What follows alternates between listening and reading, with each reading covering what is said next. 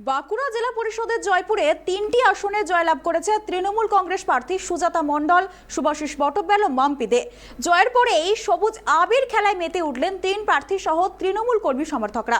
উল্লেখ্য, জয়পুর ব্লকের পঞ্চায়েত সমিতিতে বিরোধী প্রার্থী দিতে পারেনি বলে ওই আসনগুলিতে বিনা প্রতিদ্বন্দ্বিতায় জয়ী হয়েছিল তৃণমূল কংগ্রেস। এবার 3টি জেলা পরিষদেও জয় পেয়েছে তৃণমূল। স্বাভাবিকভাবেই উচ্ছ্বাসিত দলীয় কর্মী সমর্থকরা।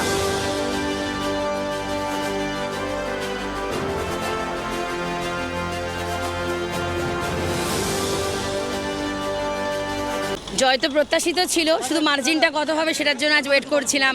কারণ মমতাদির উন্নয়ন যেভাবে বাড়িতে পৌঁছে গেছে, আমাদের কাজ ছিল শুধু সেগুলো তুলে ধরা, মানুষের সাথে সংযোগ করা। আর তাছাড়া 2021 বিধানসভা নির্বাচনের পর মানুষ দেখেছে যেখানে যেখানে বিজেপি জিতেছে সেখানে কোনো উন্নয়ন হয়নি, কাজ হয়নি। 2019-এ লোকসভায় জেতার পরেও বিজেপির এমএলএমপিরা কোনো কাজ করেনি, উন্নয়ন করেনি। যিনি করেছেন তিনি মমতা বন্দ্যোপাধ্যায়, অভিষেক বন্দ্যোপাধ্যায়। তাই মানুষ স্বতঃস্ফূর্তভাবে তাদের প্রার্থী হিসাবে আমাদেরকে বিপুল ভোটে জয় জয়কার করেছে। এ জয় আমার নেত্রী মমতা ব্যানার্জির জয়, এ জয় অভিষেক ব্যানার্জির জয়, এ জয় গণতন্ত্র প্রেমী মানুষের জয়, তৃণমূল প্রেমী মানুষের জয়। 100%। তাদের কাছে তো মাথা বিক্রি হয়ে গেল, কারণ তাদের ভালোবাসায়। আমি এত দূর থেকে এসেছিলাম এবং এসে আজ 1 মাসের ওপর এখানে মাটি গেড়ে বসে আছি।